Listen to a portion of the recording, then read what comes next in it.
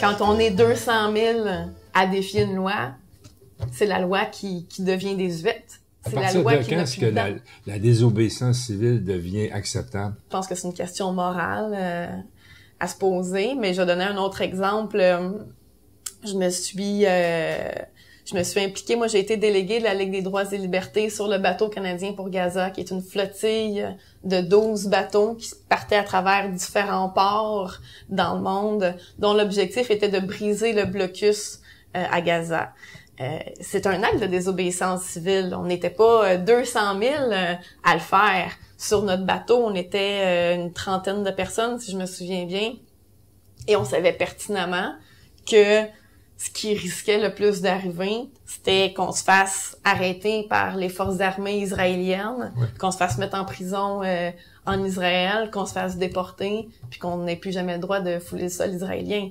C'est un acte de désobéissance civile.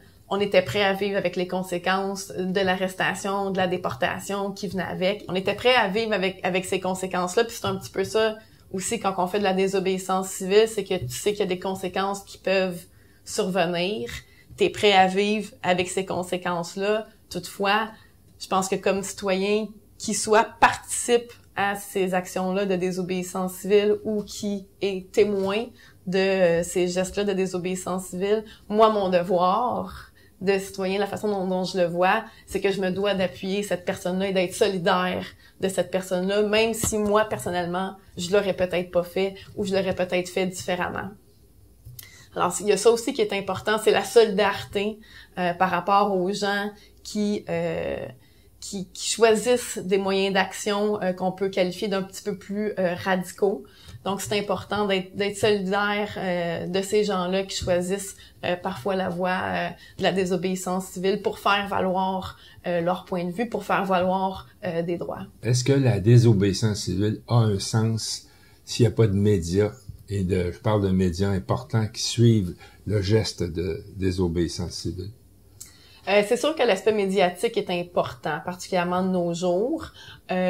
Toutefois, je pense que comme n'importe quel geste de désobéissance civile, l'apprentissage que permet ces gestes-là est important. Quand tu occupes un bureau de ministre, même si t'es 8 ou même si t'es 20, le pouvoir que tu ressens quand tu fais cette occupation-là t'habite pendant des mois par après et est aussi une source de motivation pour poursuivre la bataille, même si les gains ne sont pas toujours au rendez-vous ou ne sont pas à la hauteur de nos attentes.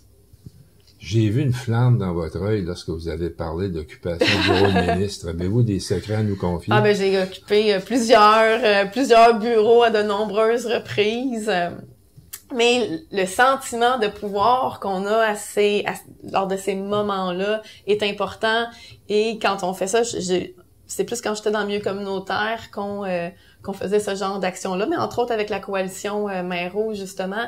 Mais on travaille avec des gens qui sont en situation de pauvreté, on travaille avec des gens qui habitent dans des logements insalubres, qui ont peu ou pas de pouvoir dans la société. Et là, ils se retrouvent à participer à ces actions-là. Et ces gens-là deviennent au cœur de leur propre lutte et prennent conscience qu'ils sont des moteurs de changement puis qu'ils ont un pouvoir aussi pour faire changer les choses. Et ça, c'est très intéressant et c'est très valorisant par rapport au travail qui est fait par le milieu communautaire de faire réaliser aux gens, même les gens les plus vulnérables, même les gens en situation de pauvreté, qu'ils ont du pouvoir et leur permettre de prendre ce pouvoir-là. C'est quelque chose qui est valorisant et qui est inspirant.